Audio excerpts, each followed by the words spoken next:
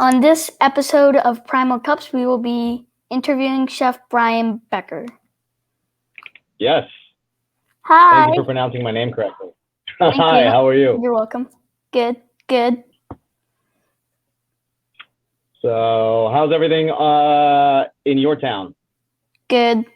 Shut down.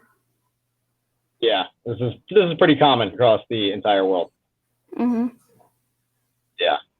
So, no school for the rest of the year. That's what I'm thinking. That's a very likely outcome, yes. Mm-hmm.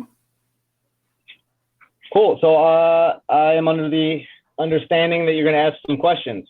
Yes. I will give some answers. Mm-hmm. All right, have at it. So the first question is, when and why did you decide to become a chef?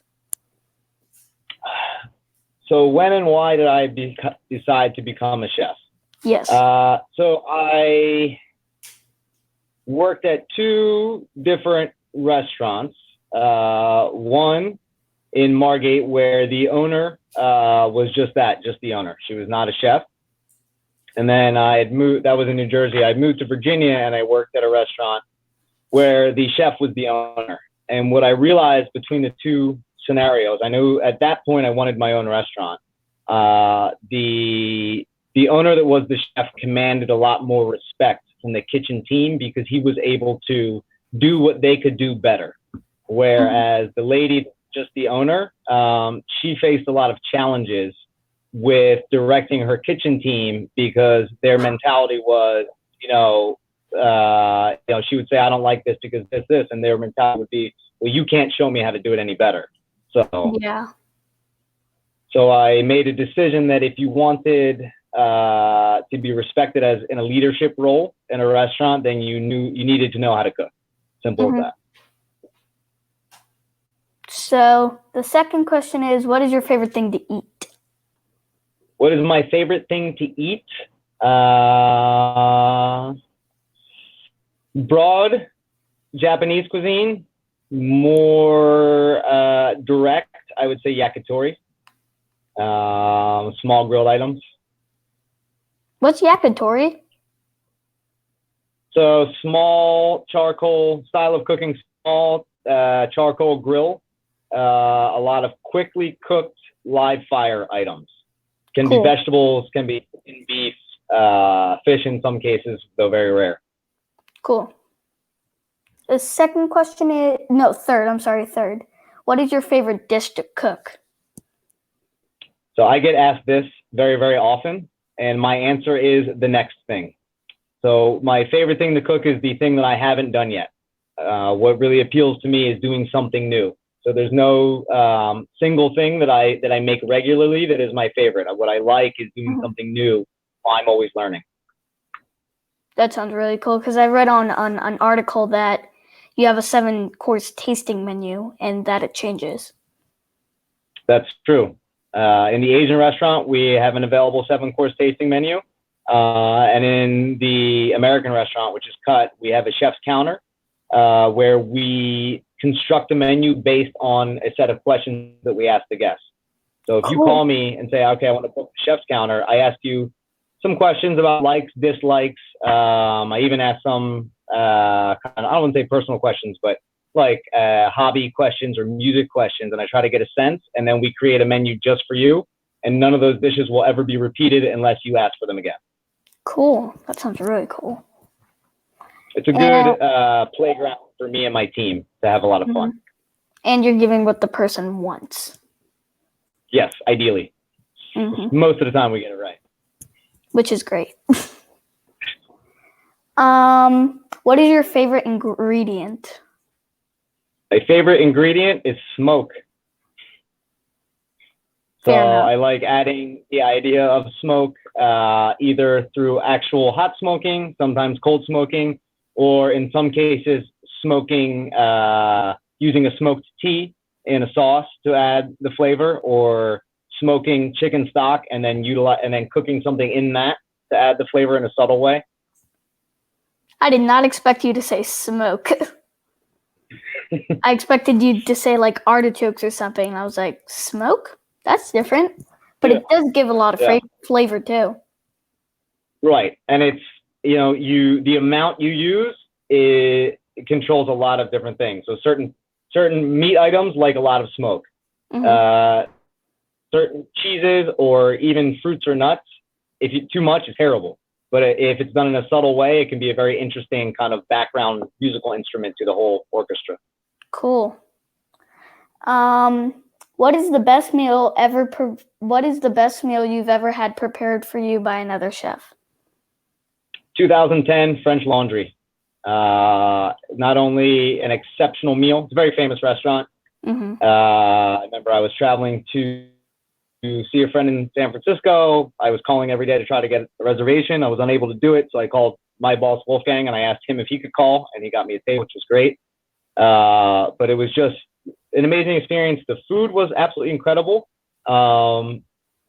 Just because the attention to detail, the lobster was perfectly poached, everything was perfectly seasoned, but also the service interaction was so not what I expected. I expected it to be very tight wound and very formal, and it wasn't. It was very inviting, very welcoming, and very fun.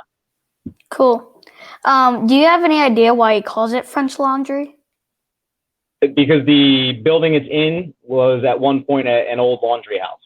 Now the building has since been expanded. But at one point it was used.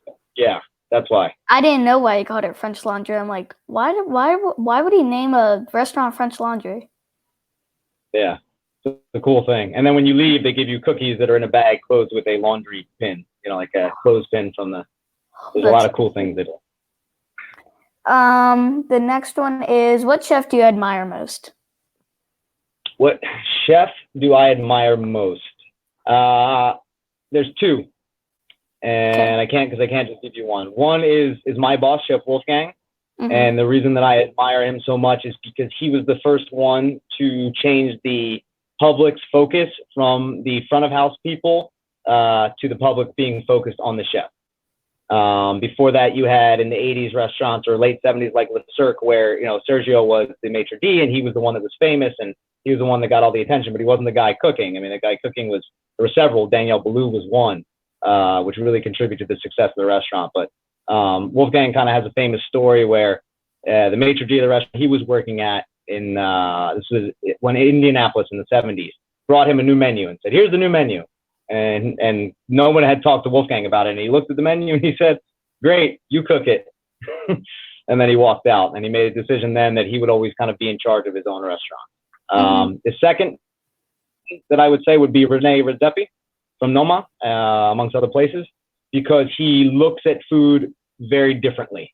His mindset is always looking at something that is not utilized in culinary and thinking about how can I highlight this ingredient or highlight this technique that no one else is even looking at. So I have a lot of respect for that. Yeah, like a subtle technique that someone overlooks, she'll just base a whole dish over it. Right. Or even an ingredient that no one's ever heard of, or that people walked by on the ground and nobody thought to try to prepare it in a culinary fashion. Cool. She sounds really repurposeful. What's your favorite cookbook? My favorite cookbook is A. Wong. It is a modern, really Szechuan, but modern Chinese cookbook based on a restaurant in London. I like it because of the simplicity. A lot of things are very, very rustic, and it displays a lot of craftsmanship. It displays a lot of things that are not necessarily complicated, but are very difficult to do because they require, forming things with your hand or treating ingredients with a level of craftsmanship. Cool.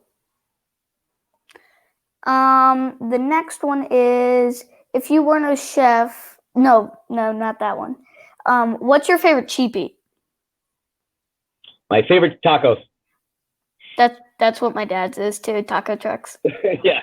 Tacos, mine is personally Shake Shack. Shake Shack is my favorite. Nothing against Shake Shack. Shake Shack is good, but I agree with your father, tacos. If you weren't a chef, what would you do as a career? I would probably do something car related, either run an automotive detail shop or service center or like somewhere that modifies and makes performance modifications to cars. It's my hobby, and I have a lot of passion for it. Yeah, I don't like being under the car, afraid that the tires will give out and I will get smushed. I just don't like to do it. Okay. Yeah, I don't mind doing it. So Yeah. I find a sense of accomplishment. Same thing like cooking a new dish. I like to do things that I've never done before, and I may get frustrated in not getting it right the first time, but when you finally get it right, I like that sense of accomplishment. I find it very rewarding. What's your favorite cooking trick or technique? Cooking trick or technique. So I'm going to give you an answer that most people probably don't give you. Knife skills. The most basic of all techniques is having proper knife skills. Because I think that is aside from just doing things literally with your hands, that is the next step up to being the most basic and goes across all cuisines. You know, whether you're cooking Indian food, Japanese, French style, doesn't matter. Having solid knife skill is incredibly important. Yeah, I agree. Well, is there anything else you would like? What? Do you have a set of knives? Yeah, I do. Good. Are you keeping them sharp? Yeah, we have the thing that you go, the sharpener. Oh, should get a nice stone. Learning how to sharpen a knife is important. A sharp knife does what you would expect it to do. A dull knife will surprise you and is therefore less safe. Yeah. Well, is there anything else you would like to talk about? Is there anything else I would like to talk about? Well, we are in kind of an unprecedented time with everything, like you said, being shut down where you are. I'm literally on the other side of the world.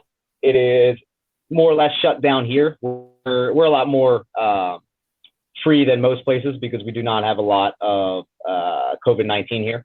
I mean, we have only 2,000 cases in the history of the country. And so it's very, very small. So, you know, at least I can get in my car and go out or whatever. But, you know, when we look at restaurants and this industry, you know, people talk about getting back to normal. And a lot of people lately have been talking about new normal. What will be the new normal? I would think that there will be a drastic shift in what people are looking for, and therefore what restaurants are giving, right? Because ultimately you cook for your guests. I mean, if I want to make stuff that I want to eat, I do it at my house. But at the restaurant, I cook for what the guests want to eat. And I think that specifically in the U.S., the trend has been going towards casual dining and away from fine dining. No less expensive, no less difficult to produce, but just more comforting. And I think this whole shutdown with people doing a lot of takeout and sitting at home a lot and eating a lot is going to accelerate the movement away from fancy fine dining and into more casual dining. Mm-hmm. So, which I'm totally good with. I mean, we as chefs, there's a sense of accomplishment in anything. It can be a simple sandwich if it's made correctly. I feel just as proud of that as I do of something where I had to, ferment peaches from last year and utilize them this year. You know, both one is a lot more fancy, a lot more creative, right? But is the guest any more satisfied? Yeah. And I think when my mom puts a sandwich together, it tastes good. But when my dad puts a sandwich together, it just tastes better somehow. It's like the way he puts it together. Right. It's the order of you know, coming from Philadelphia, we talk about this. Like, if a sandwich shop doesn't get the order right, as far as like on a hoagie, where the lettuce, where the tomato, where the sliced meat, and where the cheese goes, like the order of assembly makes the whole sandwich. Yeah. You know, and some people pay attention, and some people just take, I have 7 things, I put them in between bread, and here you go. It's not as good. Yeah. Yep. So the technique and knowledge of why these things go in this order will still need to be there. Therefore, the profession will still need to be there. But the dynamic and what people are looking for, I think that's going to change pretty drastically.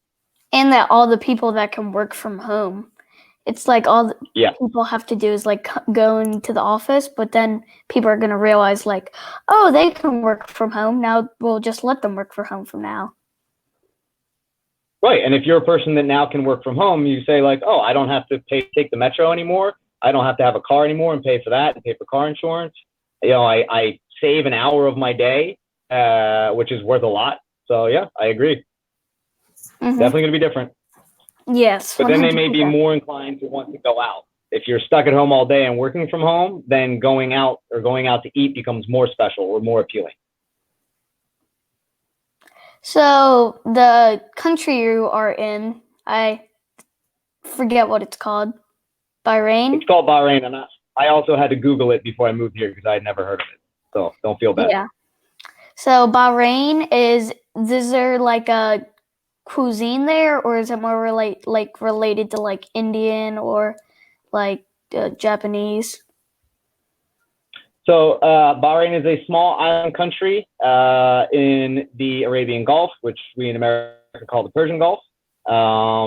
The cuisine is defined by a few things. We have fantastic seafood because we are an island. Yeah. And we don't have a lot of growing season. Vegetation gets incredibly hot here, really starting now and goes until October. So the cuisine is defined by dry spices, fresh seafood, and rice as your starch, and dates because they grow pretty prevalently here.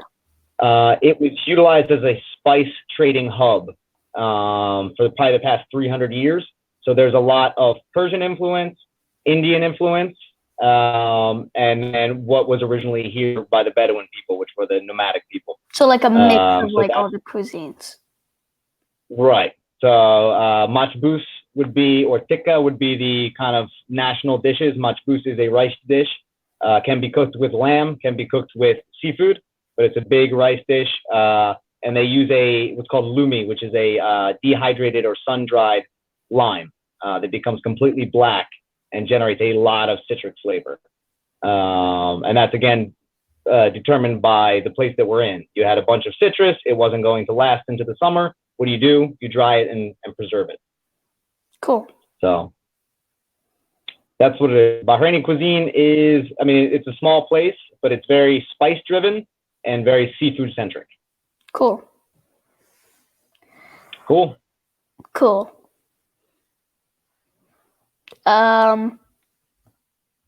Sort of out of ideas now. Oh, thank you so much. Is there anything else you want to know about Bahrain? We have a royal family. It's a monarchy. We have a king. He comes to the restaurant. Wait, you have a king in Bahrain? Yeah, the country is called the Kingdom of Bahrain. So we have a king. We have a crown prince. We have they don't call the king's wife the queen. She's called the princess consort. That is her title in English for whatever reason. But yeah, we have a king. He's very nice. He comes here probably once a month to dine, or we go there to the palace if that's better for him. And we have a crown prince who equally nice. They are really the ones that run the country. And then everything else is kind of based on the British system. So we have ministers, Ministry of Interior, Ministry of Foreign Affairs, et cetera, et cetera. And that's primarily who makes up our guest list in the restaurant. Those are the people that come. So do you work mainly for Re-Asian or cut? So half-half. When I first came here in 2014, I was only responsible for Re-Asian cuisine. And we had another chef, my very good friend, Chef Ben, for cut. And he left. He moved to Doha in Qatar for a little while, and now he is operating our restaurant in New York City. And I took over both restaurants when he did. Cool. So I have a really good team, and I am really blessed. I have a great team in both restaurants, both of for front of house and back of house. So and they make my life easy. And where's cut exactly? So cut is on the ground floor of the hotel. It's a 2-story restaurant. One level is the bar, which is pretty big. It has 154 seats. And then the restaurant is on the one level up from that, and it has 176 seats. So it's fairly large. And then Re-Asian Cuisine and Blue Moon Lounge are next to each other, and they are on the 50th floor. So if you've seen a picture of the hotel, they're in that sky bridge across the top. So Cut's in Las Vegas, I believe? Or? Oh, so yeah, Cut is a kind of global brand. There are, I guess, 7 right now. There's us in Bahrain, Doha, Las Vegas, Los Angeles, Washington, D.C., New York, Singapore, and that's it. Cool. Yeah, and then we have another concept, Spago, which we have in Istanbul, Singapore, again, Los Angeles, and then we have some other concepts. We have 6 restaurants in Las Vegas. We have a Spago in Maui. So we are 27, 28 restaurants all across the globe. And believe it or not, all the chefs, we talk pretty much every other week. Cool. So share Are ideas, you share still putting recipes. butterscotch crimpets in a panini press? Yes, I am. And I stand by my ideas. I might have to try that. That sounds pretty good. Icing the icing. That's the way it goes. Oh, that sounds so good. But only when I come home to visit my family, because you can't get butterscotch crimpets here in Bahrain. Yeah. Yeah. There's a couple of things I miss. Payday bars, the other one. We don't get those here. I don't like payday bars. Oh, payday bars are good. I like Twix, but I don't like payday bars. Twix we have. Twix we have, and actually Oreos they make here. So I'm good with that. There's a factory. Is it like still Oreos? Is it still Oreos or? Yeah, still Nabisco, Oreo. Just they have many factories all across the globe. The ones that are made here we find to be a little sweeter, which is not my favorite, but they're still pretty good. So that's one of the things you learn as you move out. For example, Heinz ketchup, some of it is manufactured in Egypt. The Egyptian one is significantly sweeter. We don't like it. We don't want to serve it in the restaurant. So I actually sourced the U.S. made Heinz ketchup and utilized that for the French fries that we serve in our bar because I think it's better. I also like the mustard. I like mustard too, but mayonnaise is my favorite by far. Mayonnaise. Yeah, mayonnaise we get. We're a lot closer to Europe than we are to America, so a lot of the brands that are easiest to get here are usually either British or, in general, European brands. So, for example, if there's a British word for something and an American word for something, here they use the British word. Okay. Because they have a lot more historical interaction with the United Kingdom. Yeah, like potato chips in American is potato chips, but in England it's crisps. Yeah, and they call it chips. Mm-hmm. It's like fish and chip. Yep. Yeah. And then my friend, I think he told me this. He's from England. I think he told me pudding is cake, or. Yeah, puddings is like all desserts. All desserts is puddings, from what I understand. And then for them, pies is generally savory. Like it would be, either some type of meat or lamb. That's their pies. Yeah, rabbit pie. Right. And then, of course, my pastry chefs are always French, so they don't use the word pie for anything. They'll say it's tart, and then when we get to Thanksgiving, which is my day, I'm like, you're calling it pie. It's pie. My day. It's like there's no get such, off the French cuisine for one day, please. Just no French cuisine. Nope. No, thank you. It's not lemon meringue tart. That makes no sense. Yeah, it's pie, because pie sounds better. That's right. Cool. Well, I hope you got some answers that you can use, and I hope you enjoyed the interview. I know that I did. I did too. Cool. Well, thank you very much. And do you have any idea of a chef I should interview next? Or? Yes, I do. And let me talk to her first. She's a local Bahraini chef, and she does modern Bahraini cuisine. So she kind of elevates her grandmother's recipes in a very cool and fun way. And she's also sitting home doing nothing right now, so I'm sure she would love to talk to you. Cool. So I will reach out to her, and then I will email your dad if that's cool. Okay. Well, have some fun in quarantine. Yep. And I guess cook, because that's the only thing to do. That's right. I got brisket in the smoker right now. It's about to come out. So cool. I love me some good brisket.